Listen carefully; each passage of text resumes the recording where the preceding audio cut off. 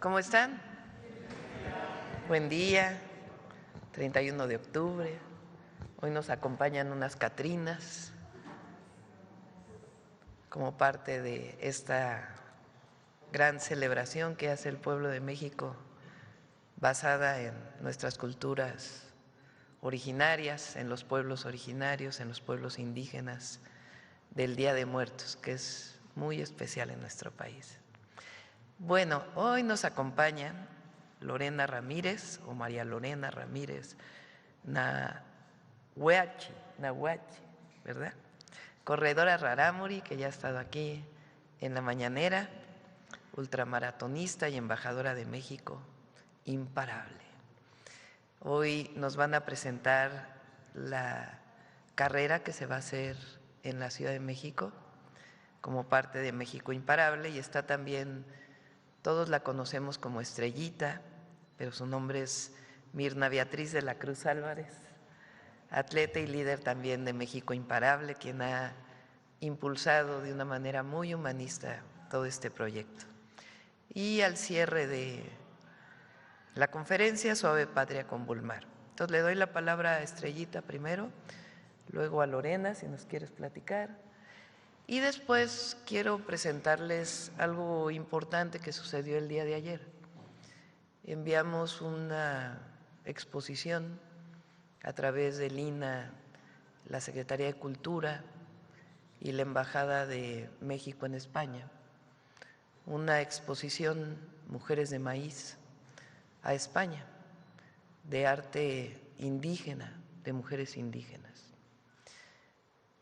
Les voy a leer el prólogo del libro de esa exposición que envié a España, y después es muy interesante la participación del canciller español en la inauguración de esa exposición, que creo que vale mucho la pena por lo que hemos estado mencionando aquí, de que es indispensable el reconocimiento de España, de lo que significó la llamada conquista en México. Entonces vamos a tocar ese tema también y después pasamos a las preguntas, si les parece. Bueno, adelante, Estrellita.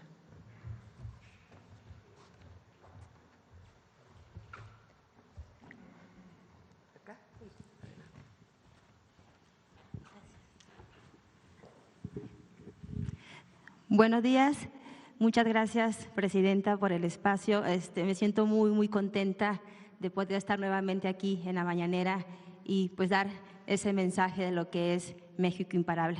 Hoy vengo a contarles, llena de felicidad, de alegría, del primer capítulo de México Imparable, Raíces de Agua, que se celebró el pasado 14 de septiembre en Palenque, Chiapas. Un país que recorre con historia, identidad y alma es incontenible, es imparable. Adelante.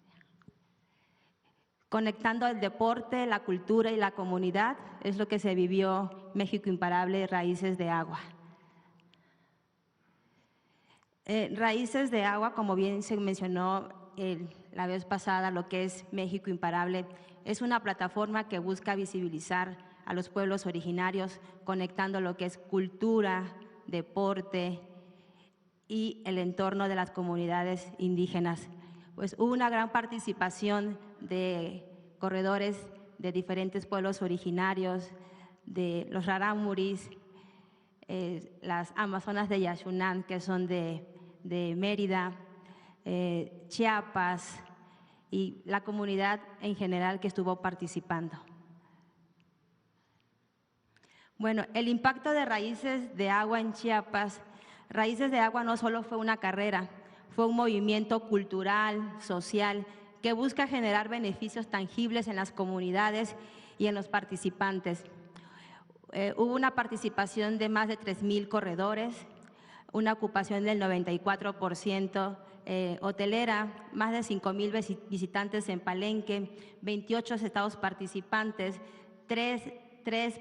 28 estados participantes, 3 países participantes, el fortalecimiento de los pueblos originarios, el apoyo a los artesanos locales, la promoción cultural y turística, la celebración del Año de la Mujer Indígena y la inclusión y educación social. Quiero comentarles que el evento se realizó el 13 y 14 de septiembre. El presidente municipal comentó que era algo histórico de tener un evento de este tipo con más de 3,000 participantes, 5,000 asistentes, y fue todo un colapso la ciudad, pero contentos, todos estaban contentos. Yo recuerdo el domingo, para iniciar la carrera, era un movimiento de los taxis locales, llevar a los corredores y mucha actividad, y eso es parte de lo que buscamos.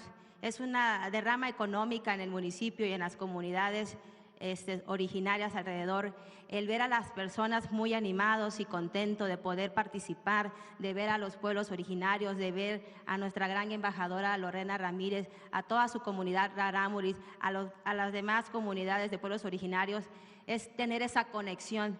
El día previo, que fue el sábado 13, hubo la entrega de kit. Como pueden ver, hubo la participación de los artesanos, la toma de fotografías, la presentación de todos los atletas.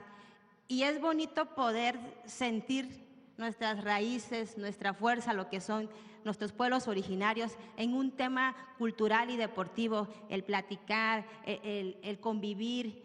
Hubo algunas presentaciones del juego de la pelota entre rarámuris y los mayas y los otomís. Entonces, qué padre que esto se pueda dar en estos tipos de espacio. Y la participación la participación no solamente fue de corredores con experiencia, sino familias completas que quisieron participar. Los 5 kilómetros lo caminaron, disfrutaron, pasamos por las ruinas, por la selva, y toda la participación de los niños, el motivar. Ven aquí la foto de los niños con la motivación. Y lo más bonito y la satisfacción que nos queda es que las propias comunidades en el tema de Palenque, Chiapas, lo que es Los Naranjos, Venustiano Carranza, los padres de familia, decir: gracias por traer este tipo de evento a nuestras comunidades, a nuestras regiones, impulsar el deporte hacia los niños, los activa para que tengan una mentalidad diferente. Y posteriormente hicimos una carrera hacia los niños, y los niños dicen: estamos ensayando, entrenarnos, y nos estamos ensayando para participar. Entonces, pues es muy motivante el esfuerzo que hacemos. Gracias, Presidenta, por impulsarnos, por apoyarnos, por creer en lo que es México Imparable. Gracias al Gobierno del Estado, gracias al municipio, a los patrocinadores, a todos, a los medios de comunicación, que sin ustedes no podemos llegar a dar ese alcance hacia todos. Y sobre todo también saber que contribuir en este tipo de eventos. Estamos promoviendo el deporte, y algo me decía Lorena el otro día y me dio mucho gusto. Me dice: Estrella, que ahora nos están invitando más a eventos deportivos. Le dije: sí, ahora nos están volteando a ver más. Ya hay más eventos deportivos que están invitando a nuestros compañeros en danza, en presentaciones. No solamente una carrera de la entrega de kit, comprarte tus souvenirs o algo, sino ver parte de lo que es la historia de nosotros y nuestras raíces. Hubo eventos posteriores a septiembre y han estado invitando, y los chicos están súper emocionados, súper motivados. Y rapidito quiero hacer un comercial de que en enero del 22 al 25 van a participar 13 corredores de pueblos originarios en Hong Kong, corriendo la distancia de 33, 56 y 100 kilómetros. Todos están súper contentos y motivados de poder participar. Lorena en este año participó en la carrera de 100 kilómetros, una servidora en 33 y su hermano en 56. Ahora vamos a ser 13 los que vamos a estar participando. Y en ese evento también hay pueblos originarios en Hong Kong. Entonces, México Imparable ya ahorita está haciendo movimientos, está siendo escuchado. Para esta segunda edición, este segundo capítulo, ya hay inscripciones de Perú. Entonces, es bonito y que nosotros llevemos nuestras raíces Y yo me considero como una promotora del deporte de los pueblos indígenas, de poder apoyar a grandes atletas como lo es Lorena y nuestros demás embajadores que van a estar participando. Pues veamos rapidito este video. Perdón, me emociona mucho externar todo esto. En la tierra de los mayas, donde la selva guarda secretos y el agua da vida, Palenque fue testigo de una fuerza imparable.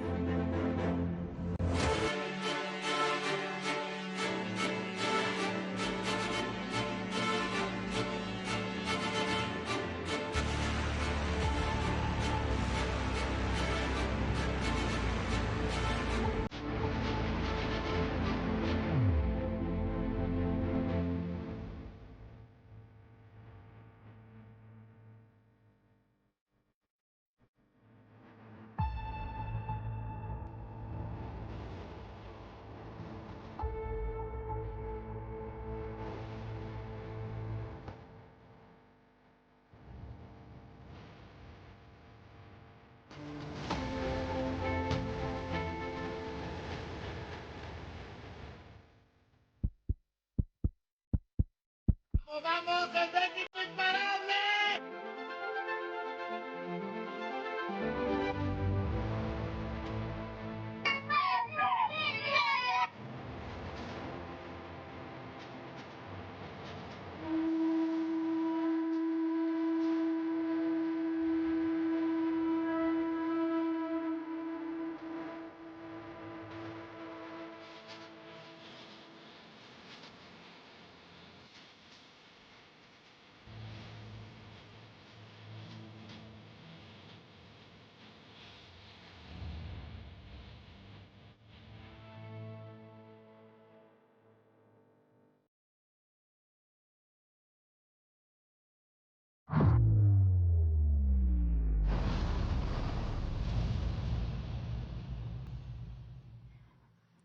Bueno, y hoy venimos a presentar, a invitar a que participen en el segundo capítulo, que es Raíces de Fuego.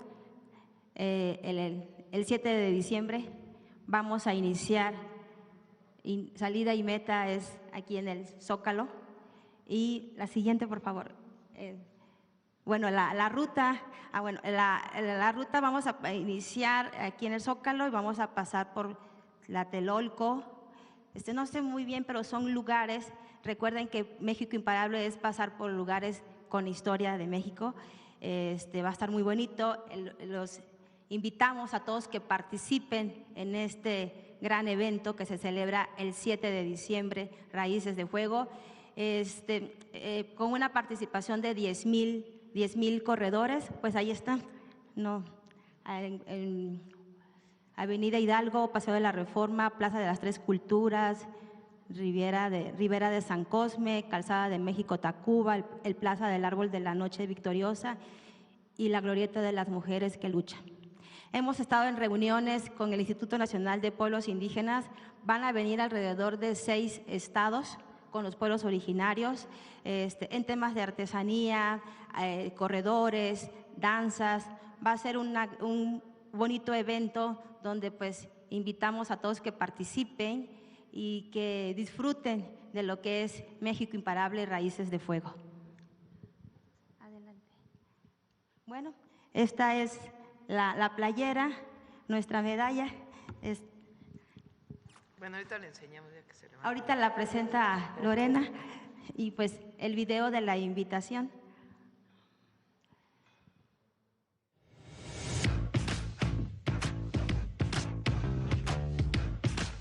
Es momento de conocer Raíces de Agua. Corte, Raíces de Agua es en Chiapas, aquí Raíces de Fuego. Raíces de Fuego, sí, fuego. Sorry, es que me pongo un poco nerviosa, se me hace más fácil grabar en teléfono. Déjame ensayo 2 segundos, ¿va? Vivimos en una ciudad construida sobre el poder de los volcanes, los templos, los pueblos. Una ciudad que arde en movimiento y que ahora se está preparando para el evento cultural más grande del momento. México Imparable, Raíces de Fuego llega a encender todo eso que somos, con orgullo, con alma y con paso firme.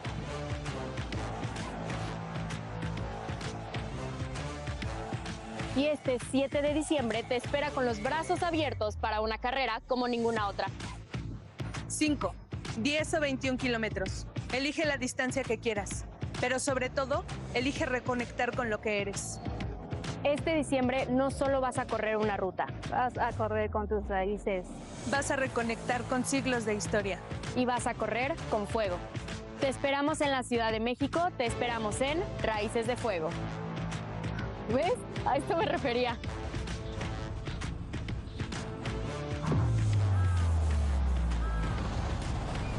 Yo ya estoy lista. ¿Y tú? Pues muchas gracias. Les pido que nos apoyen a difundir se pueden el evento. inscribir? Perdón, sí. La página es mexicoimparable.com.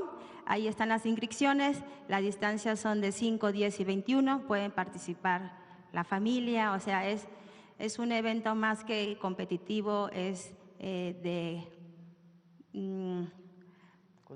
cultural, más de la unión, de participación.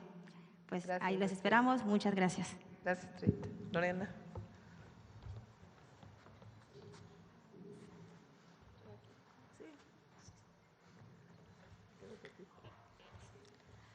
Hola, buenos días a todos. Mi nombre es Lorena Ramírez. Pues muchas gracias por el espacio, presidenta.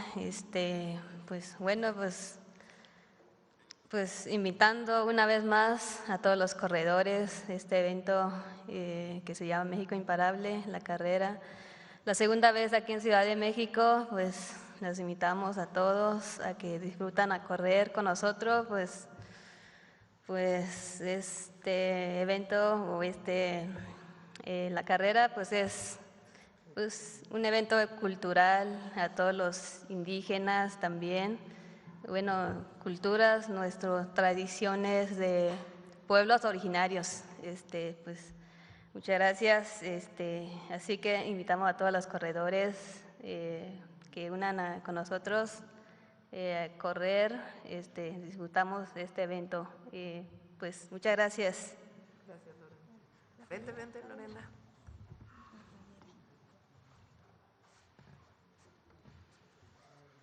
Vente para acá. Vamos con las Catrinas para que...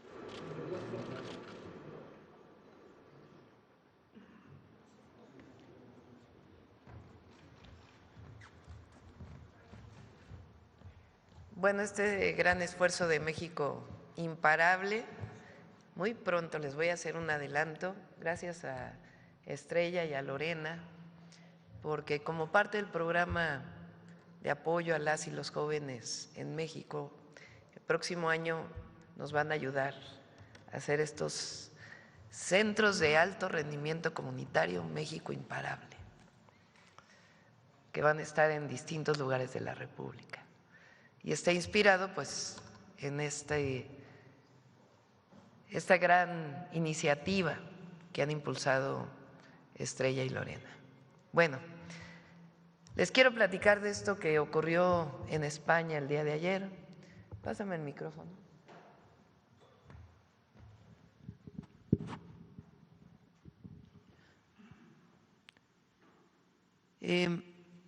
Hace ya varios meses, pues casi un año, nos planteamos cómo hacemos visible a los pueblos indígenas en España, como parte de esta solicitud que en su momento hizo el presidente López Obrador y que nosotros apoyamos, de la solicitud del perdón por los agravios que tuvo México durante, o lo que llamamos hoy México, durante la invasión española y lo que conocemos como la conquista. Durante un tiempo se habló del encuentro de dos culturas, que en efecto siempre hubo el encuentro de dos culturas, pero fue muy violento, fue un proceso de invasión violenta. Y así como México ha pedido perdón por la violencia contra la comunidad china, por la violencia contra los pueblos originarios, en su momento el perdón a los yaquis, como parte de los planes de justicia, se hizo esta solicitud. Cuando entramos, dije, ¿de qué manera podemos hacer visible la grandeza cultural de México en España? Y pensamos en esta exposición, entre muchas otras, que lleva piezas arqueológicas, etnográficas, de lo que representan las mujeres indígenas para nuestro país y que se conociera allá.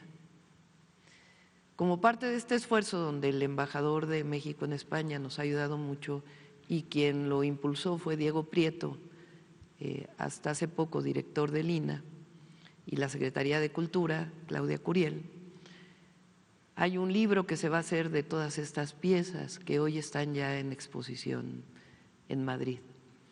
Este es el prólogo que escribí para ese libro que lleva parte de esta exposición. Se llama Mujeres del Maíz y del Cosmos, arte indígena de antes y de ahora. México es tierra de raíces profundas. Su grandeza cultural no se explica sin las civilizaciones originarias que florecieron mucho antes de la llegada europea y sin las mujeres que dieron forma a esas culturas, tejedoras de símbolos, sabidurías y realidades. Esta exposición reúne el arte de mujeres indígenas de ayer y de hoy, gobernantas, artesanas, diosas, creadoras, guardianas del maíz, de la palabra, la memoria y la grandeza. Desde hace milenios, estas mujeres han tejido su visión del mundo en lienzos, cerámicas, códices, bordados, cantos y palabras. Hablan 68 lenguas vivas, hijas de cientos de generaciones que entendieron que el cosmos como un todo interconectado. En su arte está el equilibrio entre lo humano y lo divino, la vida y la muerte, la tierra y el agua, lo visible y lo invisible. Pero esta historia también tiene heridas. La conquista no fue un encuentro entre iguales, fue un proceso brutal de violencia, imposición y despojo. Se intentó destruir no solo territorios, sino culturas enteras, saberes milenarios, lenguas, modos de vida. Las mujeres indígenas sufrieron especialmente ese embate, fueron silenciadas, desplazadas, violentadas. Sin embargo, resistieron en silencio y en acción, en lo individual y en lo colectivo, en el telar y en la palabra, en el rito y en la comunidad. Sube un poco. Hoy esas voces resurgen con fuerza. Las mujeres indígenas de México siguen creando, sanando, luchando, corriendo, diría yo, y enseñando. Esta exposición celebra su arte como forma de resistencia y de renacimiento, porque su creatividad no solo es herencia, también es presente y es orgullosamente futuro. Honrar este legado implica reconocer los abusos del pasado y del presente, la discriminación, el racismo y el desprecio hacia los pueblos originarios aún persisten. Erradicarlos es un deber ético si aspiramos a un mundo verdaderamente justo, donde todas las culturas, todas las lenguas, todas las personas tengan el mismo valor. El mundo es un crisol de historias, colores y voces. Nadie está por encima de nadie. Esta exposición es un puente de respeto, diálogo y debe ser también de reconocimiento, que sirva para mirar con otros ojos, escuchar con otros oídos y sentir con el corazón abierto. Esta es la entrada de la exposición en España. Y ahora vamos a escuchar las palabras del canciller español, José Manuel Álvarez, ministro de Exteriores de España. Sí, ¿a qué horas lo dijo? Hace una hora, no fue ayer, hace una hora.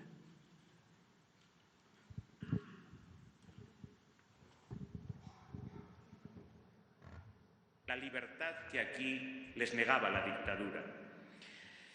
Y a los mexicanos que nunca nos dieron la espalda, aquellos españoles… Ponlo desde antes para el reconocimiento de Lázaro Cárdenas.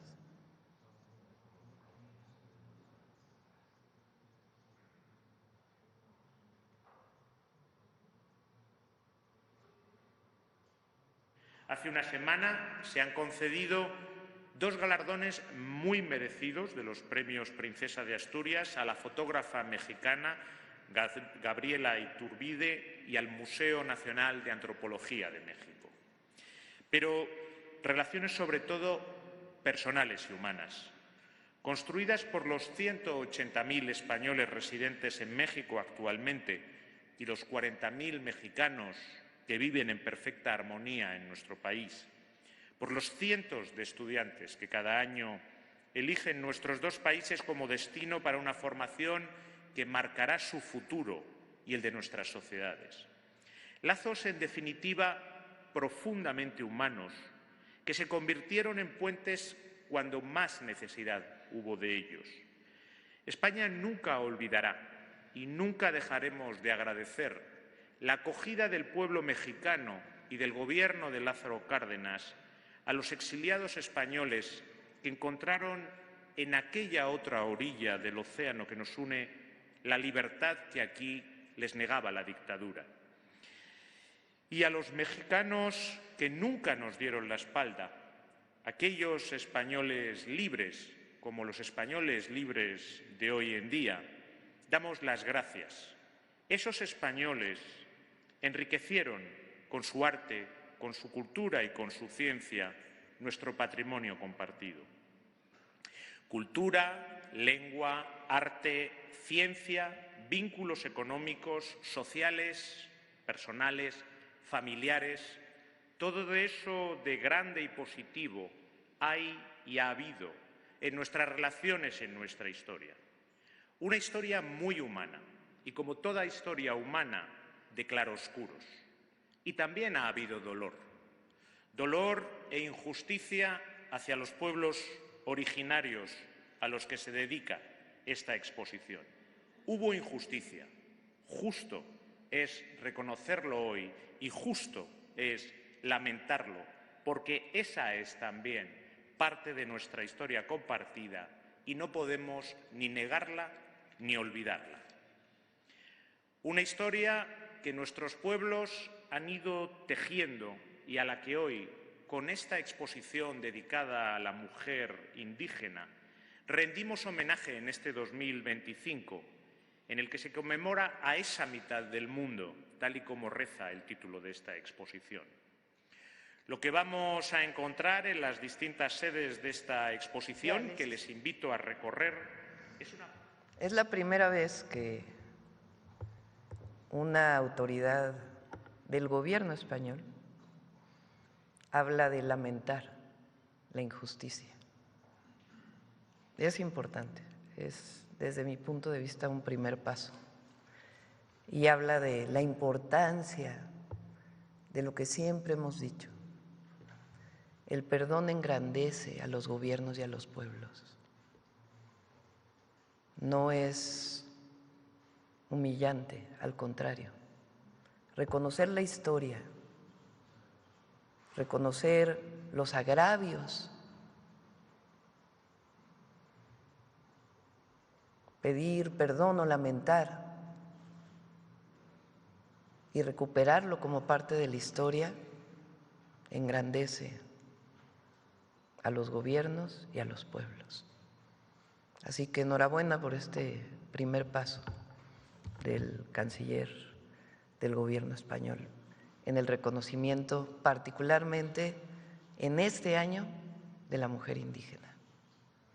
Vamos con las preguntas sobre el tema. A ver aquí.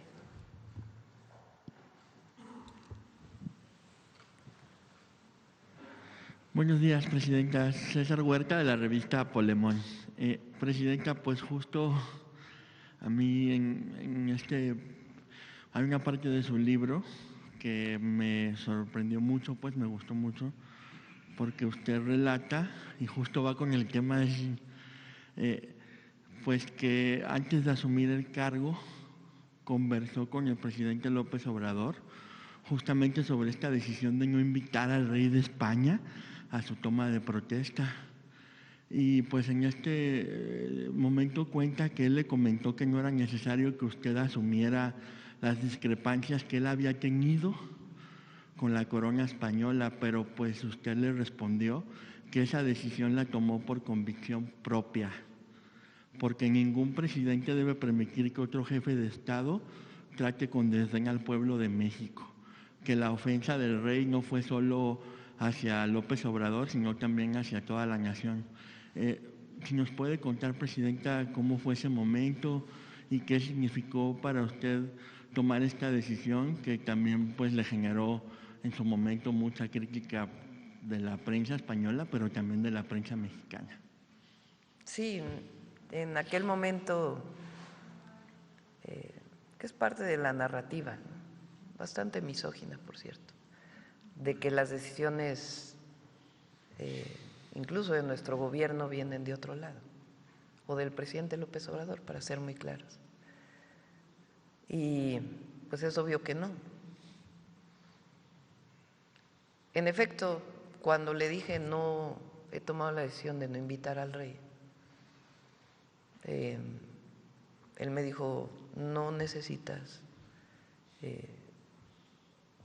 pues las discrepancias que tuvimos a partir de la carta, incorporarlas al gobierno, estás empezando. Le dije, es que no lo hago porque usted me lo diga o no me lo diga, sino lo hago por convicción. Y en efecto, pues tenía que ver con este agravio, que pienso yo que hoy empieza a saldarse con este inicio de este discurso, al hablar de lamentar esta violencia del pasado. Y tenía que ver justamente cuando el presidente López Obrador escribe la carta, que la leyó él aquí en las mañaneras y a lo mejor la podemos presentar en algún momento. Es una carta muy diplomática, no hay ninguna ofensa y al contrario, le pide al rey que juntos se construya una nueva historia y que desde su perspectiva era importante que hubiera un reconocimiento de los agravios de la llamada conquista contra los pueblos originarios. ¿Por qué es importante para nosotros todo esto? Porque es una historia viva hoy. Si algo ha traído la Cuarta Transformación es el reconocimiento de la dignidad del pueblo de México. Y la dignidad del pueblo de México viene de nuestra historia. Y nuestra historia parte, reconocida por el humanismo mexicano, con una fuerza de los pueblos originarios y la otra de la historia de México desde la independencia hasta nuestros días. Esa de la que hablaba el otro día, de la lucha por la independencia, la soberanía, las libertades, la democracia y la justicia. Entonces, es vivo hoy, no es un asunto retórico. Los pueblos originarios, los pueblos indígenas de hoy tienen que ser reconocidos como la grandeza cultural de México. Digo en el discurso que hice cuando reconocimos a Cuauhtémoc o a Tenochtitlan, que no depende de si el origen de uno es indígena o no. Todo mexicano, aunque se haya nacionalizado ayer, tiene una responsabilidad histórica y es reconocer nuestra historia y la grandeza cultural de México. En el momento que se reconoce eso, el pueblo de México se empodera y hoy está más empoderado que nunca. Por eso no es una historia, no es algo del pasado, es presente y representa la dignidad del pueblo y su fuerza, y la vamos a seguir reivindicando. Entonces, por eso es que el agravio que se hizo contra el presidente López Obrador en su momento, porque no solamente fue que no contestaron la carta, que era una carta muy diplomática y amable, sino que además hicieron una campaña en España contra el presidente López Obrador y la Cuarta Transformación. Nunca se rompieron relaciones, la relación comercial, económica, de todo tipo siempre ha existido con España. Pero había esa situación. Y para mí no era un agravio al presidente López Obrador, que por demás un presidente muy querido, sino al pueblo de México. Y por eso tomé esa decisión. Y hoy, después de este discurso, vemos que el seguir insistiendo y el llevar las grandes culturas a España y el reconocimiento de los pueblos originarios tiene sentido. Entonces, celebro que haya un inicio de este reconocimiento. Y, Presidenta, cambiando un poco el tema, pues en Chile hoy se vive una crisis eléctrica profunda. Las empresas privadas que desde la dictadura de Pinochet controlan toda la generación, transmisión y distribución de la energía, pues cobraron tarifas infladas durante años a millones de usuarios. El gobierno chileno calcula que las compañías facturaron más de 300 millones de dólares de forma indebida, mientras cortes masivos dejan sin luz a ciudades enteras. Ese modelo privatizador es idéntico pues al que quisieron imponer los gobiernos neoliberales aquí en México y convirtieron un derecho básico en un negocio sin control. Y pues en México, en cambio, tenemos una CFE fuerte, pública y nacionalista que garantiza tarifas accesibles, soberanía energética y estabilidad en el suministro. Presidenta, ¿qué le diría a quienes en su momento apostaron por entregar la electricidad al mercado y hoy usan como ejemplo pues países como Chile o España, donde la gente tiene que lavar la ropa de madrugada para pagar menos de luz? Los sistemas totalmente privatizados con mercado eléctrico, porque incluso hay, por ejemplo, en Estados Unidos hay empresas privadas que suministran a una región completa y empresas públicas también, en California en particular, en algunas regiones de California. El llevar todo al mercado eléctrico, supuestamente en su época, primero que intentó privatizar la electricidad en México fue Zedillo, por cierto, en 1999. Fueron las movilizaciones populares las que lo impidieron, particularmente el Sindicato Mexicano de Electricistas, que por eso también después el cierre de Luz y Fuerza y esta acción contra el sindicato, porque siempre se manifestó este sindicato en contra de la privatización. Estos modelos de mercado eléctrico, pues lo que intentaban era bajar las tarifas, ese era el discurso. Fue en la época de Reagan, de Thatcher, que empezaron todos estos procesos de privatización. Cuando yo estudié maestría y doctorado en ingeniería en energía, ya hace un buen rato. Me entré a la maestría, si mal no me acuerdo, en el 88, 89. Y entonces nos enseñaban, el ingeniero Viqueira, un gran ingeniero de la Facultad de Ingeniería, muy nacionalista, republicano español, que llegó a México, defendía, o más bien nos enseñaba, que la electricidad era un monopolio natural, la generación eléctrica y la distribución, porque era muy caro poner 2, 3, 4, 5 líneas de transmisión, porque la electricidad se genera y se transmite. Y así se concebió durante muchos años. La electricidad es un monopolio natural. Después viene el neoliberalismo y también el desarrollo de la electrónica y la digitalización, y se empieza a generar el mercado eléctrico. Y entonces por la misma línea de transmisión pasa, digamos, generación de distintas empresas generadoras y se cobra de acuerdo con la generación. Estos modelos de privatización extrema de mercado eléctrico generaron muchísimos problemas de desabasto en su momento, de desabasto, de apagones y de incremento en las tarifas. A la fecha, vivimos hace poco la crisis en España, de varios días que no hubo electricidad o varias horas, producto de un proceso de este tipo, y ahora pues lo que se dice en Chile, en donde han aumentado muchísimo las tarifas. Por eso nosotros hemos elegido un modelo mixto, en donde el 54% de la generación sea de Comisión Federal de Electricidad, los usuarios finales pequeños solamente puedan comprar electricidad a la Comisión Federal de Electricidad, haya un margen de mercado eléctrico y otro margen de inversión mixta. Y eso da mucha estabilidad en el sistema y al mismo tiempo permite que las tarifas pues estén hasta cierto punto en una competencia razonable y además garantiza soberanía, que también es muy importante.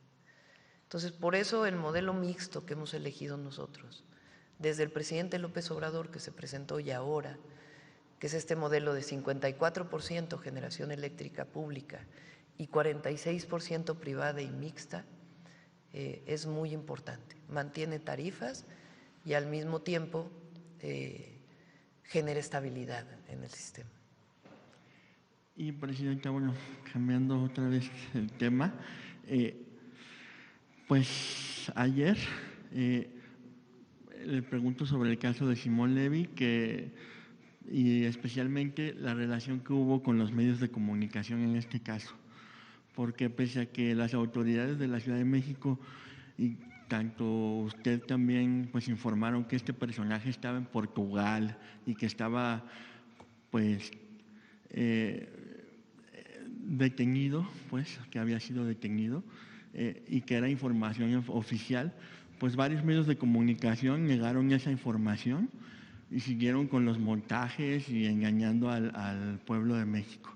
Por ejemplo, pues Luis Cárdenas afirmó que Simón Levy estaba en Washington y dio por válida esta versión, de que incluso dijo que había pues sufrido un atentado, y cito, por sicarios enviados por grupos radicales cercanos a la 4T. Y pues si no hubiera sido… Es que da risa, perdón. Si no hubiera sido porque varias personas en redes pues encontraron también en la entrevista de Azucena Oresti que él estaba en un hotel de Lisboa y que pues los medios habrían continuado diciendo que era falso lo que usted había dicho y pues dándole toda la credibilidad a este personaje. ¿Qué opina, Presidenta, del modus operandi que tienen estos medios pues, y que en este caso pues vuelva a demostrarse que hay un lado sincronizado en contra de su gobierno? Bueno, la verdad es que nosotros ni queríamos mencionar a esta persona, no es, digamos, central en la mañanera o nuestra información. Lo que pasa es que nos preguntaron aquí, oiga, esta persona, Simón Levy, dice que está en Washington, ¿dónde está? Y dijimos, bueno, de acuerdo con el Gabinete de Seguridad, está en Portugal y fue detenido. O sea, nosotros no sacamos el tema, sino que se nos preguntó. Y como después se dijo que no, y toda esta información que mencionas, pues ayer presentamos el documento de la Policía de Portugal de que en efecto había sido detenido. Y luego ya para colmo, pues en las redes salió que había grabado un mensaje diciendo que estaba en Washington y era el restaurante más conocido de Portugal. Nosotros no decimos mentira. Ahora, la información vino de él, ¿no? Él fue el que, y quien le dio vuelo a esto, pues fueron algunos medios, ¿no? Y algunos conductores, porque no solo son los medios, sino los propios conductores, ¿no? Que le dieron vuelo pues a este invento que hizo él de lo que le había pasado, ¿no? Pero siempre vamos a decir la verdad y si algún día nos equivocamos, pues también se reconocerá, ¿verdad?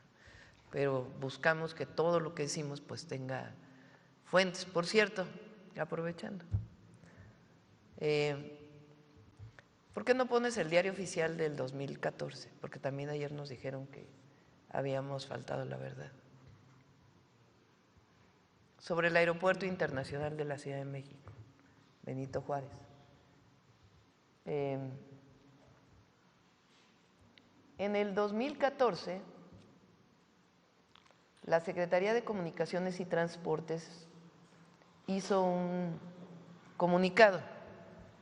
2014, gobernaba entonces Peña Nieto. Era una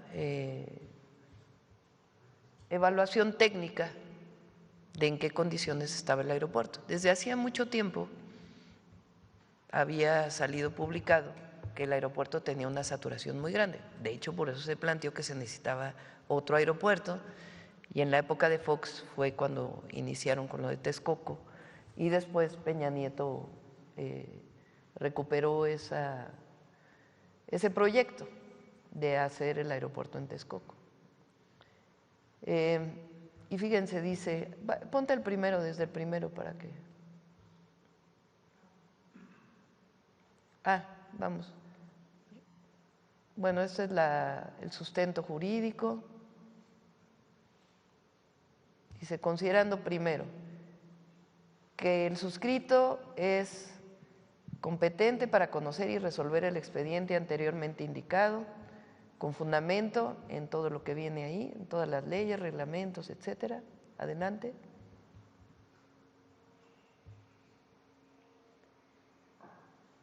Entonces dice, resuelve. Segundo, que se analizaron todos los informes y estadísticas exhibidas por el órgano administrativo desconcentrado denominado Servicios a la Navegación en el Espacio Aéreo Mexicano. Información de la que se observa que en más de 52 ocasiones en 2013, en determinadas horas, las operaciones en el campo aéreo rebasaban el número máximo que puede ser atendido por hora. O sea, ya había una saturación, había más vuelos de los que debería de haber en ciertas horas. Resuelve declarar la saturación en el campo aéreo del Aeropuerto Internacional de la Ciudad de México, Benito Juárez, en los horarios siguientes. Segundo, la presente determinación surtirá efectos a partir del día siguiente de su publicación en el Diario Oficial de la Federación, cuyo costo deberá ser cubierto por el Aeropuerto Internacional de la Ciudad de México, SADCB. Tercero, se deroga otra declaratoria previa. Entonces, en 2014 hay una declaración de la entonces Secretaría de Comunicaciones y Transportes de que había saturación en un horario muy importante en el Aeropuerto Internacional de la Ciudad de México. Basado en este documento justifican el que hubiera otro aeropuerto. Ellos toman la decisión de que el aeropuerto esté en Texcoco, lo que llamaban el nuevo Aeropuerto Internacional de la Ciudad de México en Texcoco. Inician la construcción, dicen que van a avanzar muy rápido, pero en realidad pues avanzan muy poco, y el costo de ese aeropuerto era de más de 300,000 millones de pesos. Cuando llega el presidente López Obrador, previo a la entrada, hace una consulta pública de sus principales proyectos, y ahí toma consideración de la gente si debe estar el aeropuerto en Texcoco o en Santa Lucía. La mayoría dice que en Santa Lucía. Pero no solo se sustentó Santa Lucía, el hoy Aeropuerto Internacional Felipe Ángeles, en la decisión de la gente, sino en la saturación del Aeropuerto Internacional de la Ciudad de México y en que Texcoco no era un lugar viable para poder construir. ¿Por qué? Por los hundimientos y además porque era el único lugar de desalojo de aguas de lluvias que tiene la zona metropolitana del Valle de México, lo que se llama un área reguladora de las lluvias en la zona metropolitana. Se toma la decisión de ya no avanzar en el aeropuerto de Texcoco con base en esas decisiones técnicas. A quienes tenían contratos se les resarce con un esquema y se construye el Aeropuerto Internacional Felipe Ángeles en Santa Lucía. Se construye nuevamente el aeropuerto militar que existía en otra zona, ahí mismo en ese terreno, y el aeropuerto civil que hoy está funcionando. Una vez que se inaugure el Aeropuerto Internacional Felipe Ángeles, poca carga del aeropuerto Benito Juárez se va al Felipe Ángeles, por consideraciones de las líneas aéreas que desde aquel punto de vista no eran razonables y que era indispensable desaturar el Aeropuerto Internacional de la Ciudad de México, Benito Juárez, que desde el 2014 se había dicho que tenía una saturación muy grande.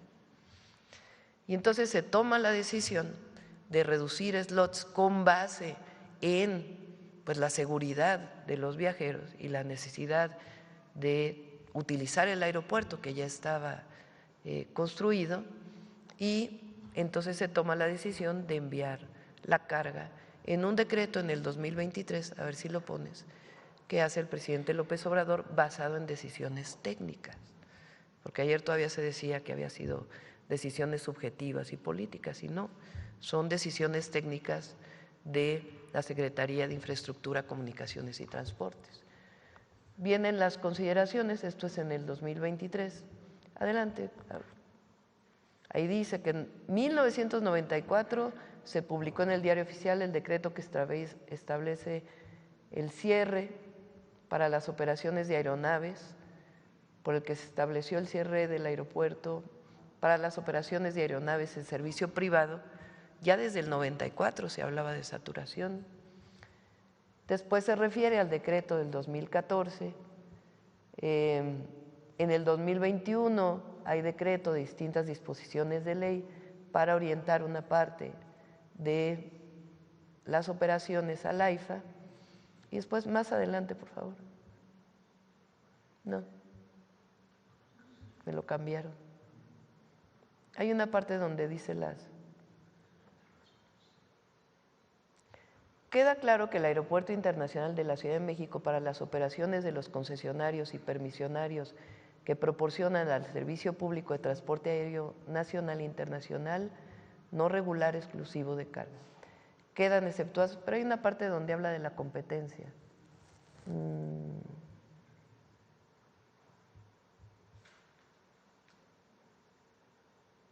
Bueno, con base en ello, ahora a ver si me lo encuentras, una parte que habla de la competencia, se instruye a la Agencia Federal de Aviación Civil a actualizar las bases generales para la asignación de horarios de aterrizaje y despegue en aeropuertos en condiciones de saturación.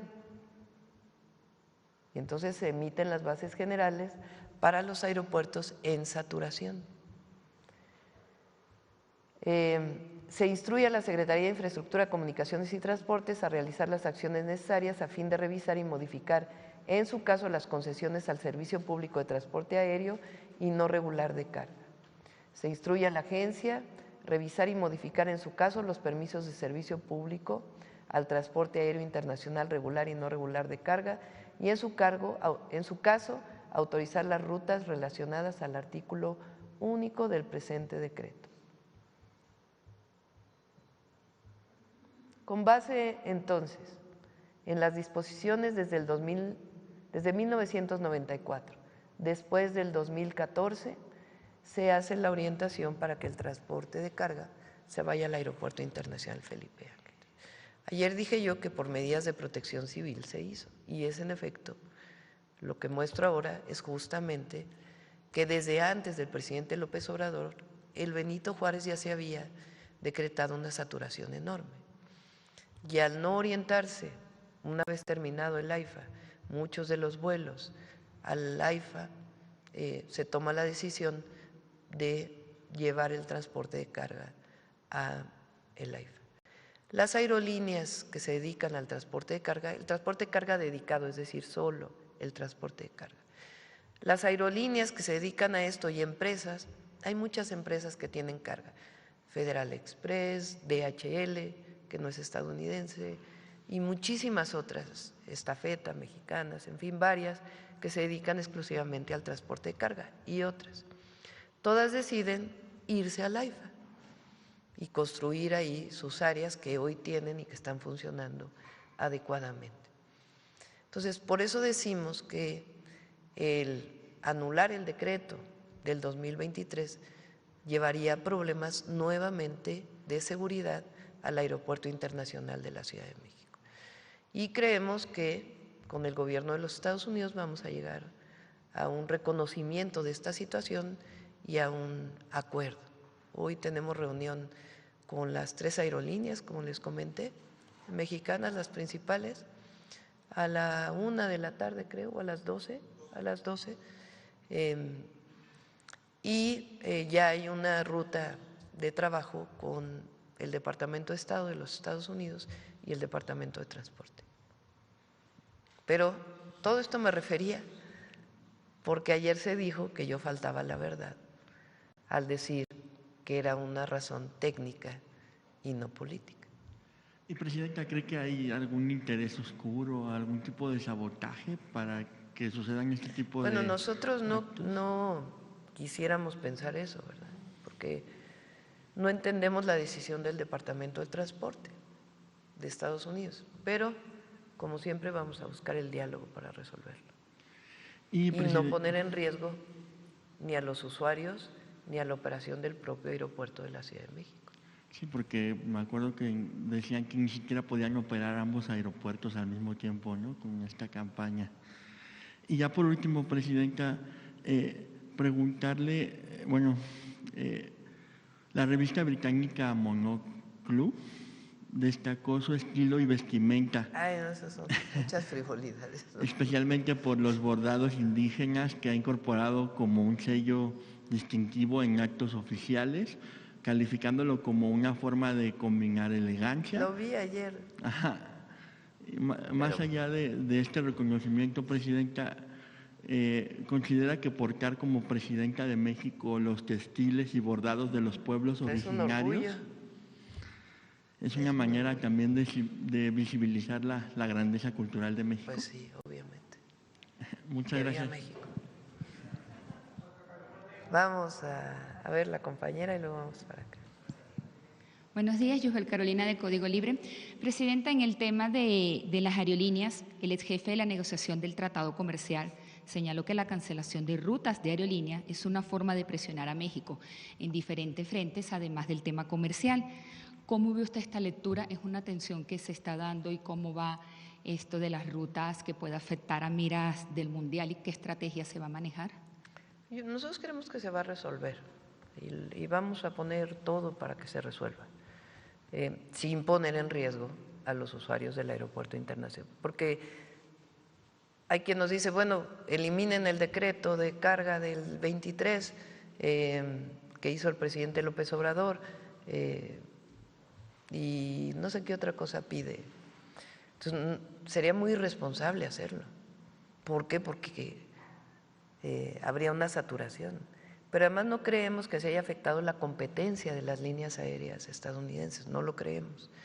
Y las propias líneas mexicanas hicieron un acuerdo para distribuir de mejor manera lo que se llaman los slots, que son finalmente el número de vuelos que hay de las distintas líneas aéreas.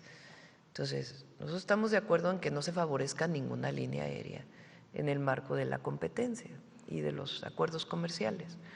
Pero lo que no estamos de acuerdo es que se ponga en riesgo a los usuarios y que además inversiones que ya hicieron las propias líneas que se dedican a la carga en el AIFA, pues tenga un retroceso, ¿no? Entonces hay que explicarlo bien y esperamos pues que no tenga un fondo ni político ni de apoyo a alguna otra empresa estadounidense el marco de lo que se está definiendo para México y confiamos en que vamos a llegar a un acuerdo pronto. ¿Algunos puntos que nos pueda adelantar de esta reunión que va a tener a la 1 de la tarde? Pues vamos a escuchar a las principales aerolíneas de pasajeros, que son las principales afectadas. Viene el director, viene el almirante secretario y el director del Aeropuerto Internacional de la Ciudad de México, Benito Juárez, que es de la Marina, y también viene el general Pastor, que es el director del AIFA, junto con el general secretario, para pues platicar conjuntamente con las aerolíneas, que son pues las afectadas junto con sus trabajadores por esta decisión. Okay. Presidente, en otro tema, hace unos días un exfuncionario del presidente Donald Trump acusó que el gobierno de Nicolás Maduro financió campañas electorales como en Colombia, Brasil y canalizó dinero a México. ¿Qué información tiene usted al respecto? ¿Qué lectura le da a ello? Es falso. Es falso. En el tema de la movilización de los productores agrícolas, Presidenta, ¿qué plan hay? Aún hay muchas manifestaciones. Y en todo caso, si no, que se investigue, ¿verdad? Pero es falso. No tiene sustento, sí. En estas movilizaciones de los productores agrícolas, Presidenta, ¿qué plan hay? ¿Qué hace falta para competir con productores de otras partes del mundo? ¿Hace falta tecnificación, más fertilizante en el campo? ¿Qué más estrategia se va a dar a estos productores agrícolas? Vamos a presentar, yo creo que la próxima semana, un programa especial para los pequeños productores de maíz. ¿Qué es lo que pasa? El maíz surge en Mesoamérica, es producto de la domesticación de una planta silvestre, o por lo menos esa es la teoría científica más reconocida, que es el teocintle, y la domesticación de esa planta por los primeros pobladores de Mesoamérica permitió que se creara o que se desarrollara el maíz como lo conocemos hoy. Ese maíz y sus variedades, sus razas, son múltiples en nuestro país. Tiene una gran virtud esta planta porque crece a grandes alturas, crece a nivel del mar, distintas latitudes, longitudes, y se convirtió desde los pueblos originarios en el principal alimento de México, que lo sigue siendo hasta ahora. México es autosuficiente en lo que se llama maíz blanco, que son dos formas. El maíz nativo, que se sigue cultivando con las semillas originarias, milenarias, que se han ido adaptando al clima gracias a la domesticación, y también hay semillas híbridas, que no son transgénicas, sino semillas que en laboratorio se han ido mejorando a partir de las semillas del maíz mexicano o de los maíces mexicanos.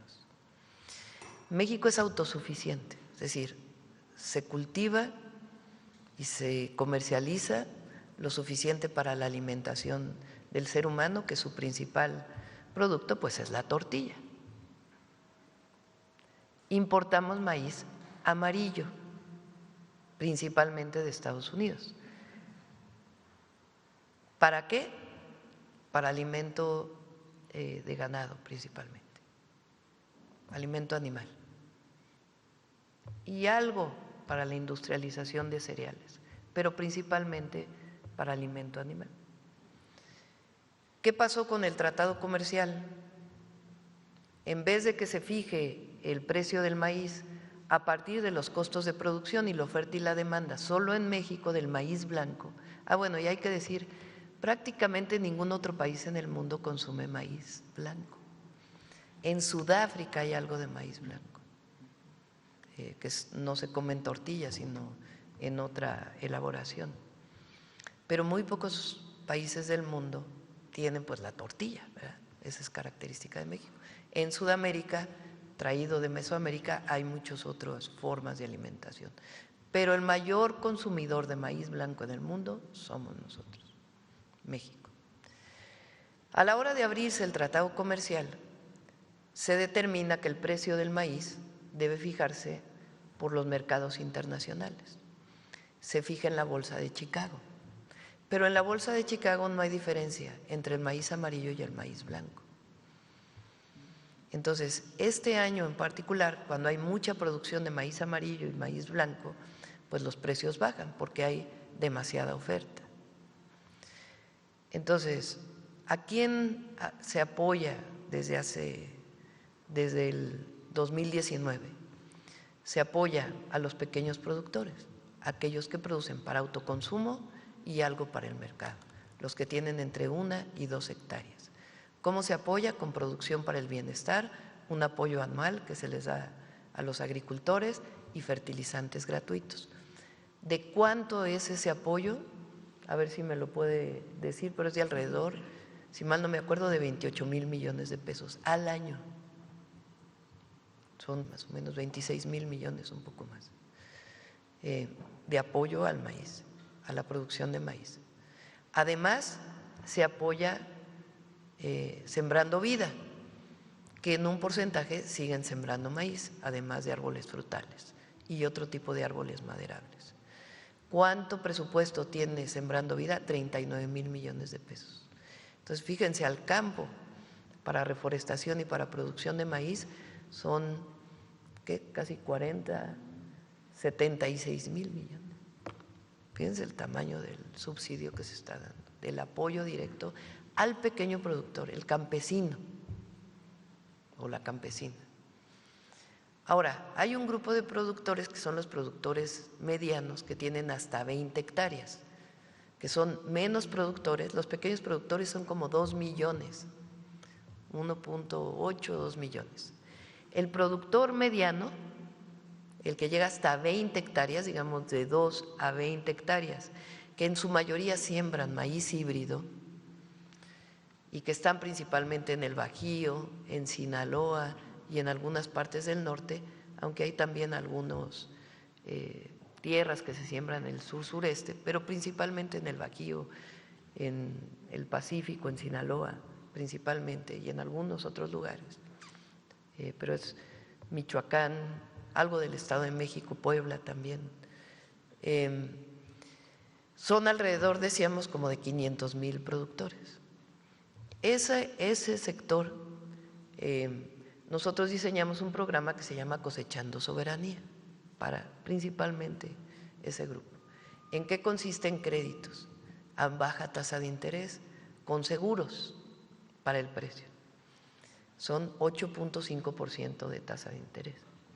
Sin embargo, con el precio tan bajo que está ahorita en el mercado, que es de menos de 4,000 pesos y puesto en México de 4,200 pesos, pues los productores no les sale el precio. Entonces, ¿qué planteamos?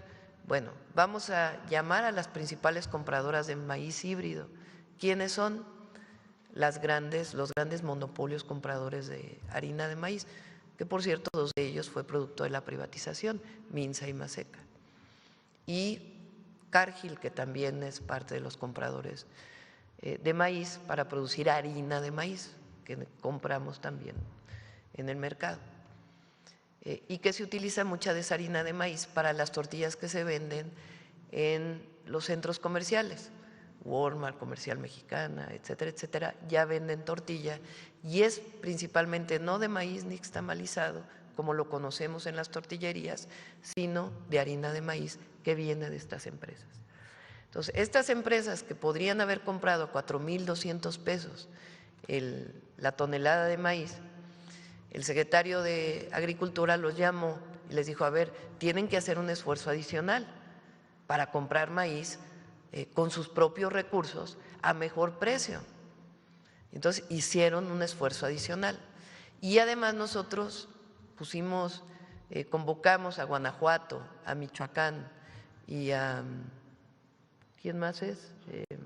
Jalisco, para que los gobiernos de los estados dieran un apoyo y nosotros dar otro apoyo para que el maíz se compre por encima de los 6,000 pesos.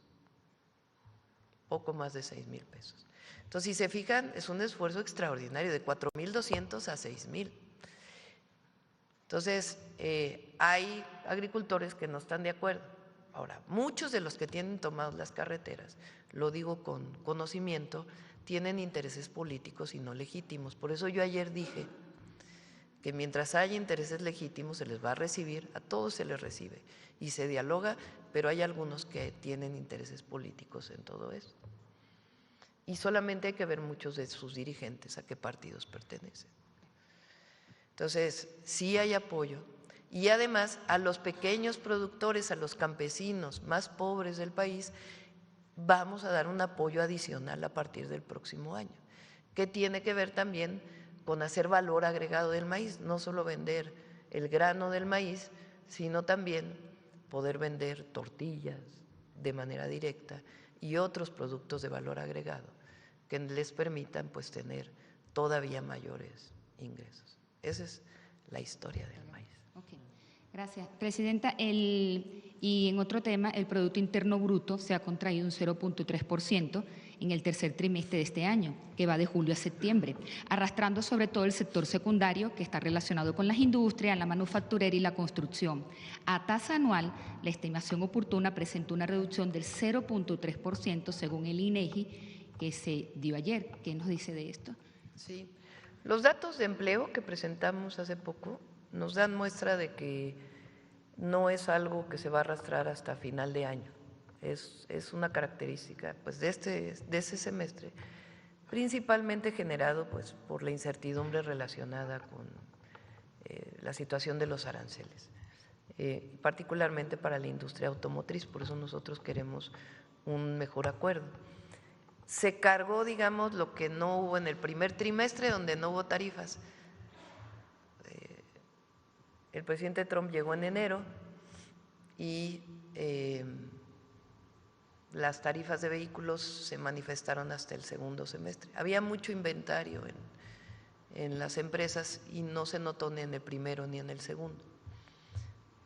Hubo pues este impacto en el tercero. Pero hemos estado hablando personalmente, no solamente con los administradores de las empresas automotrices en México, los llamados CEOs mexicanos, sino globales. He hablado prácticamente con todas las empresas europeas, estadounidenses y todas las que se fabrican en México. Algunas que han decidido, que cerraron, no es por decisiones de los aranceles, eran decisiones que habían tomado previamente de modelos que ya no se iban a fabricar. Nos los han dicho claramente e incluso lo han publicado ellos. Entonces, ninguna empresa va a cerrar producto de esta situación, sino más bien se ajustó lo que pasó en el año, en el tercer trimestre. Eso es lo que evalúan pues, nuestros técnicos de la Secretaría de Hacienda y sobre todo también los empresarios que hemos hablado con ellos. Los datos de empleo de este último mes de septiembre que mostramos hace poco, a ver si los muestras nuevamente, nos dicen que esperamos que esto se recupere en el último trimestre. Entonces, y además, pues todos los planes de inversión que hemos estado desarrollando por la Secretaría de Economía y todo el equipo para el próximo año, tanto inversión pública como inversión privada, que se van a notar de manera muy importante en el 2026. Entonces, de acuerdo con los análisis de Secretaría de Hacienda, incluso de Banco de México y de los propios empresarios, es una característica del tercer trimestre que no se va a manifestar en el último y además pues se espera una situación mucho mejor para el próximo año. Este es el dato de empleo de septiembre a septiembre y hay un incremento en empleo muy importante en septiembre. Y por último, Presidenta, ¿alguna actualización del ataque a las lanchas? ¿Cómo va la operación del rescate? Hoy tiene, como les informé, reunión la Secretaría de Marina y a ver si más tarde se puede informar y si no el lunes lo informamos. Bueno, vamos con… a ver la compañera. Presidenta, buenos días. Tere Mora Guillén, corresponsal del Canal de las Noticias que se transmite en el estado de Chihuahua y en Juárez y en los municipios fronterizos de Mexicali y Tijuana. Presidenta, México imparable traspasa fronteras y con la exposición de arte en España, ¿cómo se sienten, cómo le expresan sentirse los pueblos originarios al ser tomados en cuenta? ¿Comienzan a sanar heridas de racismo y reivindicación? Es orgullo. ¿A poco no nos da orgullo Lorena? ¿Cómo no? No solamente por la corredora que es, la extraordinaria corredora. Pero ¿A poco no nos da orgullo Estrella? Fue muy bueno su prólogo de la exposición. Pero espérame. Sí. Lorena vive mucha discriminación, ¿verdad? Me lo ha platicado ella, por eso lo sé. ¿Por qué solamente cuando se habla de correr y en la vida cotidiana no hay ese orgullo y esa reivindicación de Lorena y de todas las mujeres indígenas? Porque todavía hay resabios del pasado colonial, no, ni siquiera hablamos del neoliberalismo recién, del pasado colonial y de las castas de la colonia. Y eso en México queremos que se erradique, que se acabe, que nunca más una mujer indígena viva discriminación, nunca, sino todo lo contrario, orgullo. Por eso son las mujeres indígenas de las grandes civilizaciones que formaron lo que hoy conocemos como México y nuestra grandeza cultural, sino las indígenas y los indígenas de hoy. Entonces, el haber enviado la exposición a España, pues tiene ese sentido. Las y los mexicanos nos sentimos orgullosos de nuestro pasado indígena y de los indígenas de hoy. Y eso debe permanecer en el corazón de cada mexicano y mexicana. No importa si naciste en otro país, te nacionalizaste mexicano, tienes una responsabilidad, el orgullo de nuestra grandeza cultural. Eso es lo que nosotros pensamos. Entonces, el que hoy el canciller español diga, lamentamos que haya habido injusticias, bueno, ya es un avance, porque ¿qué decían antes? Vinimos a civilizarlos. Bueno, eso hasta nos lo enseñaron nosotros en la escuela, sí, había libros de texto. Las culturas de aquí pues eran atrasadas en muchos sentidos. En cambio vino la modernidad de Occidente. No solamente los grandes adelantos científicos, astronómicos, una cultura distinta, completamente distinta, un reconocimiento de la muerte de una forma completamente distinta. Y la obligatoriedad de convertirse a una sola religión y el hacerlo de manera violenta y el considerar a quien vivía aquí en su territorio como algo menos. Eso es indispensable que se reconozca y por eso es importante lo que pasó hoy. Claro, es un primer paso, como dije. Yo reconozco su prólogo, Presidenta, y creo que sí es un paso para sanar estas heridas de hace tanto tiempo, ¿no? Pero tiene que hacerse también cada uno de nosotros, cada mexicano. Sí, porque tiene que hacer una revisión de… Hay algunos que así lo van a seguir manteniendo, ¿verdad? Hay algunos clasistas, racistas que no van a cambiar, pero ya son minoría. Y hay que erradicar la discriminación en nuestro país. Totalmente. Presidenta… Por eso el 15 de septiembre grité ¡viva la igualdad! ¡Vivan las mujeres indígenas! ¿Y esta exposición tendremos oportunidad de verla en México? Sí, ya que José Alfonso ayudó mucho a todo esto también. Entonces, Lázaro Cárdenas también nos ayudó mucho. Entonces, ya hay que traerla para acá, así como se formó. Presidenta, ¿cuándo iniciarán los proyectos para ampliar la red nacional de energía eléctrica que se instruyeron a la CFE en el sexenio anterior del presidente Andrés Manuel López Obrador? Ya iniciaron este año. A ver si viene CFE para… Las inversiones del próximo año son muy importantes, todas las que vamos a hacer, públicas y privadas también. Y por último, ¿qué acciones sigue realizando su administración dentro del Plan México y con miras a la revisión del TEMEC? Bueno, ahora vamos a esperar a que llegue Marcelo Ebrard de su viaje, que fue muy intenso.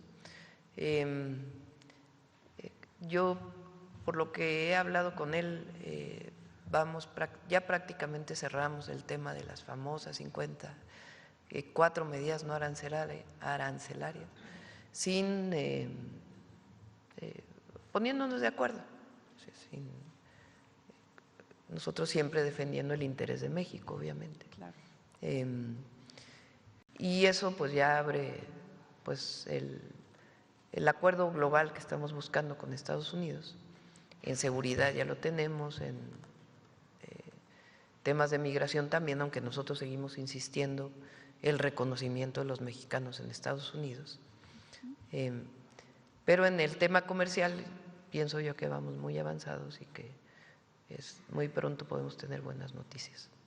Presidenta, muchas gracias. Bueno, vamos con dos, a ver acá. Gracias. Gracias, Presidenta. Olga Ojeda Lajud, corresponsal de Diario del Istmo y de Imagen de Veracruz del corporativo Imagen del Golfo. El día de ayer, Presidente, usted comentó que en Veracruz, que fue el estado más afectado por las lluvias, tenía planeado, después de la emergencia, iniciar el desasolve, posibilidad de la construcción de diques para controlar el cauce de los ríos y la reubicación de las familias. Hay muchas dudas. ¿Cómo sería ese procedimiento y en qué zonas específicas o en qué ríos han detectado más ese fenómeno, ¿no?, de la gente que está cerca de los ríos? Estamos todavía digamos, en la última parte del cierre de la emergencia. Todavía Veracruz tiene 6 localidades a las que no se puede llegar por tierra.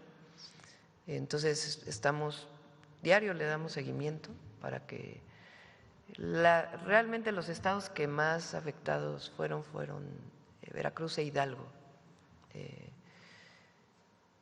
Veracruz en particular, además por las grandes ciudades, o bueno, ciudades medias pero importantes, Poza Rica, Álamo, más pequeñas pero El Higo y Tempoal, o municipios, no solamente las ciudades. Ya la limpieza en Poza Rica y Álamo está al 95-96%. En El Higo también quedan algunas zonas y en Tempoal ya terminó por completo. La limpieza de escuelas también ya avanzó muchísimo y la limpieza que queda son de las comunidades más apartadas, sobre todo en la montaña, tanto en Hidalgo como en Veracruz. Entonces estamos pues terminando todavía este proceso al que le estamos dando seguimiento. Todavía hay mucha gente trabajando y muchas máquinas que están trabajando. La limpieza de caminos y de las propias localidades. Hay incluso localidades completas, son muy pequeñitas, pero que tienen que reubicarse porque quedan en riesgo. Entonces, terminando la emergencia, bueno, y además ya se dio el primer apoyo de 20,000 pesos a cerca de 94,000 familias y estimamos que son como 103,000 familias del cálculo que hicieron en bienestar y se terminará en la próxima semana ese primer apoyo.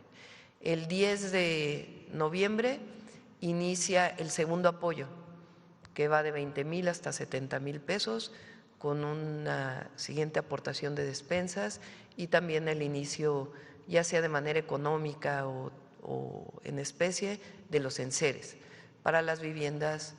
El apoyo segundo va a ser para todos, pero en el caso de los enseres, en algunos casos se va a entregar los enseres completos y en otro caso es un apoyo sobre todo para las viviendas que tuvieron menos afectaciones. Hay viviendas que tienen afectaciones leves. Y a partir de ahí ya estamos trabajando pues en lo que llamamos la reconstrucción. El proceso de reconstrucción pues tiene que ver con reconstrucción de vivienda, reconstrucción, algunas de ellas que tienen que reubicar, reconstrucción de caminos, desasolve de ríos y reconstrucción o nuevos diques que se tienen que colocar o bardas para evitar el que vuelva a ocurrir una situación así, recuperación de redes de drenaje y redes de agua potable que muchas en algunos lugares quedaron colapsadas y al mismo tiempo el apoyo a los agricultores, particularmente en la zona del norte de Veracruz, son naranjas principalmente lo que se produce, en particular en el Álamo, y también a pequeños comercios, que también se les va a dar un apoyo. Y también inicia un proceso de empleo que le llamamos Construyendo Futuro. Entonces, todo eso viene ahora, a partir de ahora inician todos los estudios de la reubicación. Y le vamos a dar el informe a la población, no vamos a hacer nada en donde no informemos en asambleas y particularmente a las personas que tienen que reubicarse. Muchas gracias, presidenta. Tengo entendido que va este fin de semana, va a regresar a la zona de emergencia. Pues este fin de semana no, particularmente pues los pueblos se dedican al el Día de Muertos, hay que respetar sobre todo, particularmente en todos los pueblos, en ninguno. Entonces son pues días especiales. Entonces vamos a regresar el otro fin de semana. De todas maneras estamos dándole seguimiento a todo. Ya para la entrega del segundo apoyo y vamos a traer aquí ya la mañanera cuando podamos tener una idea de pues toda la inversión que va a requerir la reconstrucción. Entonces, la próxima semana iría específicamente la próxima semana, el viernes, el jueves en la tarde iría a Hidalgo, probablemente. El viernes todo parece indicar que sí viene el presidente de Francia. Y el sábado y el domingo iríamos a los otros 4 estados, ya la entrega del siguiente apoyo. ¿Sabe qué municipios o localidades? Ya les informaríamos, todavía no lo tenemos definido. Y ya por último, presidenta, bueno, en Veracruz apenas se dio a conocer ya el presunto daño patrimonial de 2,372,867,000 pesos en el último año del gobierno del exgobernador Cuitláhuac García Jiménez en Veracruz. Entre las observaciones destacan las irregularidades en obras emblemáticas del exgobernador, como el Estadio Luis Pirata Fuente, el Nido del Halcón y el Acuarium de Veracruz, en donde pues detectan sobrecostos, materiales deficientes, pagos injustificados y opacidad administrativa. Queremos saber, presidenta, su opinión de que existan estas observaciones millonarias en el gobierno de Veracruz, en donde ya se está cayendo responsabilidad en el exgobernador y sus colaboradores. Que nosotros sepamos, no hay responsabilidad de Cuitláhuac, ni siquiera lo plantea la auditoría. Hay algunas observaciones que todavía están para poder responder y en caso pues de que hubiera algunas irregularidades, pues tienen que seguir su proceso. Muchas gracias. Vamos, ¿quién más? ¿Nadie más? Ya son 9:05, es viernes.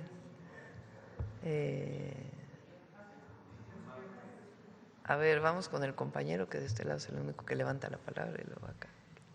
Y luego atrás si nos da tiempo y si no, pues ya para Presidenta, el lunes vamos a hablar del Mundial. Adelante. Presidenta, muy buenos días, muchas gracias. Así como plantean lo del fuego, lo del agua, esperemos que también haya del aire, porque en la Bella Airosa tenemos mucho. El aire es Pachuca. Muchas gracias, presidenta. La segunda, presidenta, el tema de la estafa siniestra del estado de Hidalgo. Ayer, después de un evento, el gobernador del estado de Hidalgo expuso que la persona o artífice de la estafa siniestra, César N., lo había liberado el ICE en Estados Unidos, ya habiendo investigaciones y parte de una solicitud de que lo extraditaran a México, lo dejan libre. El gobernador, en todo este trabajo que ha venido realizando de la transformación y la recuperación de todo este dinero, de esa estafa siniestra, que sabemos que este es el autor, ha llevado a mucha gente, exalcaldes, exfuncionarios, hoy en la cárcel. Dijo el gobernador ayer, voy a solicitar el apoyo diplomático o de la Federación para solicitar la extradición de este personaje. Presidenta, ¿nos podría dar su opinión? Sí, ahí está, Relaciones Exteriores, para que pueda hablar con el gobernador. Es todo, presidenta, gracias. Muchísimas gracias. Bueno, vamos por a ver aquí el compañero y luego aquí atrás. Presidenta, gracias. Buenos días. Herrera Aldave, de Grupo Fórmula. Regresando, si me permite, al tema de España, ¿consideraría usted que este reconocimiento por parte del ministro de Relaciones Exteriores allana el camino para que haya una reconciliación con el Estado español? Más que una, pues, no tiene que haber reconciliación, ¿no? Nosotros solicitamos, digo nosotros porque yo lo asumí, el perdón. Me parece que el llevar esta exposición y esta primera declaración del canciller es un primer paso, vamos a ponerlo así, y tiene que continuar. Ahora, no están rotas las relaciones con España, ni mucho menos. Hay relación comercial, hay relación cultural. Se va a hacer esta cosa del turismo, ¿no? El próximo año en España, donde México es invitado especial. En fin, esa relación existe. Presidenta, por otra parte, en la reunión del Gabinete de Seguridad de esta mañana, se le dio a usted un reporte respecto a este rescate que llevaron a cabo elementos de la Secretaría de Marina de 27 niños que eran transportados en una embarcación de Sinaloa a Baja California. ¿Qué le dijeron? La mayoría de ellos parece de Chiapas. Lo que dicen es que iban a trabajar, pero no son mayores de edad. Y se está haciendo la investigación. Está detenido el adulto que los acompañaba. Y se está haciendo la investigación para ver si es exactamente a dónde iban a ir a trabajar. Y si hay pues un modelo de explotación infantil que tenga que ser todavía investigado con mayor profundidad, relacionada con trabajo laboral. Justo sobre ese punto, le comentaron algo, Presidenta, si es verdaderamente un caso de explotación infantil o estaban siendo reclutados por el crimen. No tiene nada que ver con el crimen, es laboral. Por lo menos, a menos que hubiera algo que se definiera en estos días de la investigación, pero lo que informaron hoy en el gabinete es que es más bien niños adolescentes de Chiapas que van a trabajar al campo, a veces en Baja California Sur y también Baja California Norte. Pero el esquema, el modelo en donde los están, primero pues son niños y segundo son menores de edad. Y segundo, el esquema en el que están contratando, pues hay que darle una investigación para ver si constituye delitos mayores. El dueño del barco no se sabe nada tampoco. Se está investigando, todavía no hay mayores datos. Ok. Presidenta, por otra parte, si me permite, ¿qué está sucediendo en el Hospital Infantil Federico Gómez? Los doctores, 45 de ellos, dijeron que se han reducido las intervenciones quirúrgicas porque no tienen recursos. No tiene que ver con recursos. Ayer hablé con el secretario de Salud, también con Eduardo Clark, que es… el día de hoy iba personalmente Eduardo, sí he hablado con ellos, pero iba a hablar Eduardo con ellos para ver de qué se trata, qué es lo que están planteando. Entiendo yo que más bien en el hospital infantil se hizo una reasignación de turnos, revisiones relacionadas con las intervenciones quirúrgicas. Pero el día de hoy van a ir a hablar con ellos para ver exactamente de qué se trata su solicitud, pero no hay disminución de recursos. Muchas gracias. Sí. Bueno, ¿va a decir el compañero? Gracias.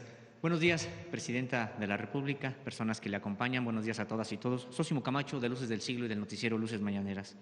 En este espacio, Presidenta, hace algunas semanas le presentaba el caso de esta minera, Equinox Gold, que como usted sabe, pues destruyó todo un ejido y está en proceso, supuestamente, de remediar la destrucción generada ahí.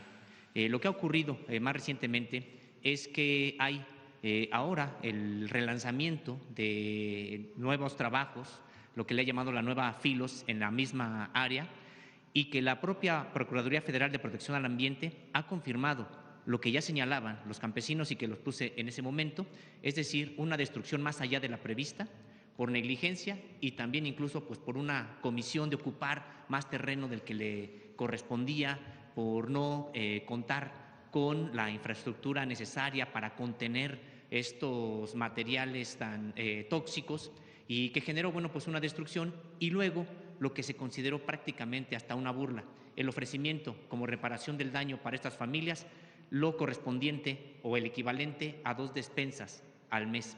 Están precisamente en este momento el propio diálogo, las negociaciones, pero hay un elemento nuevo que ha generado pues mucho también malestar, en el sentido de que esta empresa, sus directivos, han organizado ahora reuniones con comunidades, representantes de comunidades aledañas e incluso con la propia presidenta municipal de la región para armar protestas, cierre incluso carreteros, en los que, bueno, pues animan a las comunidades aledañas a que protesten por el cierre de la mina, como si Guerrero, como si México necesitara un conflicto político donde lo que hay es otra vez que se cumpla la ley y que paguen la remediación de este daño. Saber, Presidenta, si usted conocía de este asunto y qué medidas tendría que tomar el gobierno mexicano para que estas transnacionales cumplan con la normativa de este país. Vamos a ver si Semarnat va directamente al lugar para hablar con los agraviados, con los campesinos que están planteando, y la Profepa ya está ahí, pero sí es indispensable que la Semarnat pueda atender el asunto de manera profunda. Gracias, Presidenta. En esto mismo de minería, pues el día de ayer hubo una resolución interesante de la nueva Suprema Corte de Justicia de la Nación que señala que una filial de First Majestic, Silvercorp, pues está obligada a pagar al erario mexicano 2.800 millones de pesos. ¿Tiene usted pensado en qué se destinará precisamente este recurso que de momento no estaba presupuestado? Bueno, vamos a esperar. Una vez que la Corte determina esto, viene un proceso, no es de un día a otro que se tenga. Hay un proceso establecido en el Código Financiero, el Código Fiscal, el Código Fiscal. Presidenta, ya en otro tema, ¿se ha usted referido? Y en todo caso, pues habría que ver para las comunidades alrededor de las minas. Presidenta, ya usted se refería también a este asunto del maíz, todo lo que ha estado ocurriendo, incluso pues por la caída de los precios internacionales de este grano, de esta planta, de este cereal. Preguntarle, Presidenta, su opinión sobre la divulgación de una información también que consideramos interesante a cargo del Grupo Consultor de Mercados Agrícolas, quien, basado en datos de la Agencia Nacional de Aduanas, difundió que México cuadruplicó la importación de maíz blanco, es decir, para consumo humano, en lo que va del año, por las pérdidas en las cosechas generadas desde el año pasado. Es decir, que México importó 822,000 toneladas de enero a septiembre proveniente este maíz de Estados Unidos y de Sudáfrica. No, pero no es maíz blanco. Es la información que se dio, y de hecho se señaló que era para consumo humano. Sí, puede ser maíz amarillo, pero consumo humano. Recuerden que hubo prácticamente 5 años de sequía y el año pasado no fue un buen año de producción de granos, particularmente, precisamente por la sequía, porque todavía hay muchas tierras de temporal en nuestro país. Entonces, pero no es blanco. De todas maneras lo revisamos con SADER. Gracias, Presidenta. Y en otra información, Chapingo, una universidad emblemática con mucha historia, por lo que significa no solamente desde el punto de vista académico, sino incluso también para las propias comunidades campesinas y todo el desarrollo que en su momento se dio a partir de los agrónomos y todos los especialistas en la tecnificación del campo y en el campo en términos generales en México. Bueno, pues hoy pasa por una crisis complicada. Usted sabe que hay pues una acusación incluso en contra del actual rector por supuesto abuso sexual. De manera desafortunada, pues no es lo único, sino que hay varios grupos, dentro de ellos Antorcha Campesina, que son quienes controlan gran parte de las estructuras de dirección hoy de esta universidad, y esto se está reflejando ya en el desmantelamiento de los centros regionales universitarios, en específico de la Dirección General de Centros Regionales, y se están truncando programas como por ejemplo en Yucatán y también en el de Zacatecas, y en riesgo hay incluso 138 hectáreas que se han valorado por la presión inmobiliaria que tienen alrededor de estas hectáreas en 5,000 millones de pesos. Además, bueno, hay otras 1000 hectáreas que son parte de esta universidad en Bacalar y que también pudieran en este proceso de cierre de centros regionales pues estar en riesgo. ¿Sabe usted de esta situación que pasa en Chapingo y cómo ayudar para el rescate de esta universidad? Vamos a pedirle al secretario de Agricultura, porque es la relación que hay con Chapingo de SADER, que pueda hacernos un análisis y lo traemos. Finalmente, Presidenta, usted el fin de semana pasado, bueno, pues tuvo palabras de reconocimiento a una gobernadora, Delfina Gómez, del Estado de México. Por supuesto que no es la única, usted se ha referido de manera destacada a varias gobernadoras y gobernadores que están colaborando en lo que tiene que ver con los 3 niveles de gobierno. Sin embargo, en sus palabras, Presidenta, también señalaba, bueno, pues que a ella no se le había subido la soberbia, que seguía siendo una persona humilde, honesta. Hay quienes, en efecto, en la propia 4T hayan ya estado pecando de soberbia, que se les haya subido la soberbia. ¿Se refiere a alguien? Ya que lo diga el pueblo, ¿no? Que lo diga la gente. Siempre lo he dicho, lo defiendo y busco que mi comportamiento, no busco, mi comportamiento ante la vida y ante el pueblo de México sea humilde. La soberbia y la parafernalia del poder de antes es algo que no va con nuestro movimiento. Lo defiendo y lo sostengo. Y si hay alguien que no se comporte, pues no soy mamá para andar llamando la atención. ¿Quién se los va a reclamar? Pues la gente. Y si ya no hay pluris, pues ya no les tocará ser ni diputados ni senadores. Muchas gracias. Yo creo que cerramos. Vamos con Suave Patria.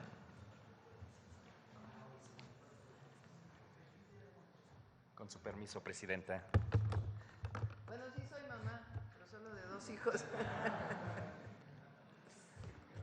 Na Eransku, Nana Claudia, el pueblo purépecha y un servidor la saludamos con mucha alegría. Na Eranskuski, desde Palacio Nacional. Como les acabo de mencionar, les acabo de saludar en la lengua purépecha del estado de Michoacán.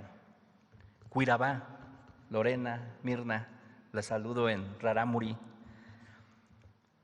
En México no solo nos reunimos para celebrar y compartir la mesa, sino también para reír, cantar y, ¿por qué no?, para recordar a aquellas personas que nos dieron la mano cuando éramos niños, las personas que nos enseñaron a decir Nandi, Tati, Tatita, Nanita, y por supuesto, aquellas que se fueron antes de tiempo, pero que no se han ido de aquí y de nuestra memoria. Recordar siempre en México que la muerte es parte fundamental de la vida. En nuestra tradición, la muerte no es ausencia, sino un símbolo de continuidad y amor para que se materializa en los altares que decoramos con papel picado, incienso y copal. Para entender un poquito más a lo que me refiero, y con el permiso de usted, Presidenta, desde el hermoso estado de Michoacán, les traemos esta bonita cápsula.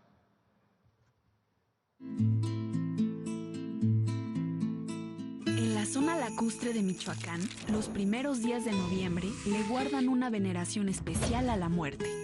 Es la noche de las ánimas cuando las comunidades purépechas honran con cariño, respeto y añoranza a sus difuntos. Al celebrar esta festividad es como un homenaje, ¿no?, a quien en vida nos dio educación, nos dio salud, nos dio alimento, nos llevó de la mano para vivir bien en familia. Se siente como te dijera que como en tu corazón, como que sientes que ellos están contigo, que están conviviendo contigo, o sea, se siente esa alegría. Por eso a veces le digo yo a mis hijos, siento que mi padre está mirando, mi mamá, porque eso se refleja según en el tiempo que ellos vivieron contigo, como tú hayas convivido con ellos, ¿no? La comunidad indígena de Santa Fe de la Laguna recuerda a sus seres queridos con un altar, comida, música y rezos. El día 1 de noviembre se dedica a los niños y personas solteras, considerados ángeles, y el día 2 a los fieles difuntos. Además, acostumbran ofrendar a sus muertos el primer año en casa de los deudos, en donde realizan una ceremonia como si fuera el día del velorio. Aquí en mi comunidad hacíamos mucho los arcos. ¿Por qué? Porque eso es lo que simboliza, ¿no?, la entrada de un mundo, de un plano a otro plano. Entonces, y el camino de cempasúchil, de la flor amarilla, ¿no?, que es lo que llama al ánima, ¿no? Entonces, y también varias creencias, ¿no?, o mitos, o como lo quiera llamar. Nosotros lo llamamos creencia. La Noche de las Ánimas fue nombrada Patrimonio de la Humanidad, una tradición viva que según sus pobladores no tiene fin. La UNESCO inscribió a la Nimecha Quetzitacua o Noche de las Ánimas en su lista del Patrimonio Cultural Inmaterial de la Humanidad en 2003, definiéndola como una expresión tradicional, integradora, representativa y comunitaria. Pues nada, no. Isho chucha ireka shagater, ingisi yon kana pues churaku kuchar hakaku, kuchar mimishi. Ka ya samet no churaku shaka. Ka erokasan que esqui no isho kamara, escultura kater, kuchar wache chaningon. Ka kanek típico es isho sharana. Ka inch ambuna eangunsan in kucha ireka naka. En esta dulce fiesta reina la nostalgia, los colores y sabores, pero principalmente el recuerdo y el amor hacia nuestros seres queridos.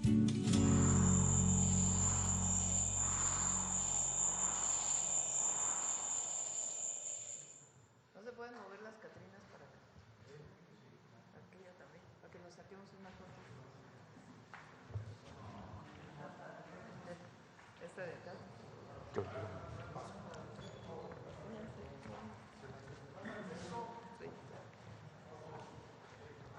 Más al centro.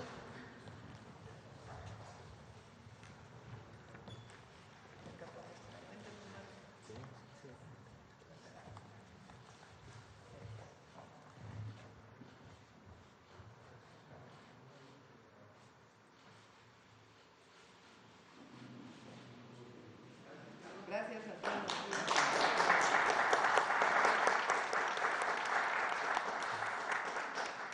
A recordar a los ancestros.